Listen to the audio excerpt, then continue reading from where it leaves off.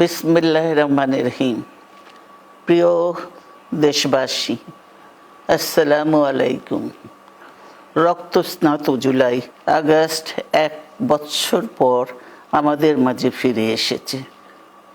দীর্ঘ 16 বছর ফ্যাসিস্টদের নির্মম অত্যাচার, নির্যাতন, গ্রেফতার, হত্যা, খুনের মাধ্যমে গণতন্ত্রকে ধ্বংস করে এবং এক দলীয় শাসন ব্যবস্থা চিরস্থায়ী করতে চেয়েছিল আওয়ামী শাসক গোষ্ঠী। ছাত্র জনতার সম্মিলিত অভ্যুত্থানের মধ্যে দিয়ে ফ্যাসিবাদদের পতন ঘটেছে, সুযোগ সৃষ্টি হয়েছে নতুন করে বাংলাদেশকে গড়বার। এই আন্দোলনে যারা শহীদ হয়েছেন তাদের জানাচ্ছি আন্তরিক শ্রদ্ধা, আহতদের সমবেদনা।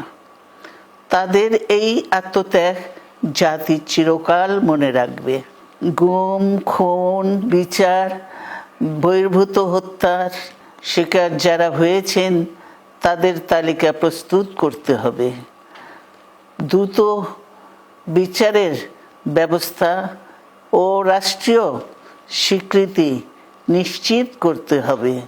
প্রতিটি পরিবারের সম্মানজনক পুনর্বাসন ও নিরাপদ ভবিষ্যৎ নিশ্চিত করতে হবে। প্রিয় দেশবাসী, আমাদের সামনে যে সুযোগ সৃষ্টি হয়েছে নতুন করে গণতান্ত্রিক ব্যবস্থাকে প্রাতিষ্ঠানিক রূপ দেওয়ার, তা আমাদের দ্রুত সম্পন্ন করতে হবে। কর্মসংস্থান সৃষ্টি করতে হবে, জনগণের নিরাপত্তা নিশ্চিত করতে হবে। সর্বোপরি বাংলাদেশের স্বাধীনতা, সার্বভৌমত্বকে রক্ষা করতে হবে যে কোনো মূল্যে। বীরের এই রক্তস্রোত, মায়ের অশ্রুধারা যেন বৃথা না যায় তা নিশ্চিত করতে হবে। ঐক্য বজায় রাখতে হবে। আসুন আমরা সবাই মিলে শহীদ জিয়ার স্বপ্নকে বাস্তবায়িত করি কোটি মানুষের নতুন বাংলাদেশের নির্মাণের স্বপ্নকে। আল্লাহ হাফেজ। বাংলাদেশ জিন্দাবাদ।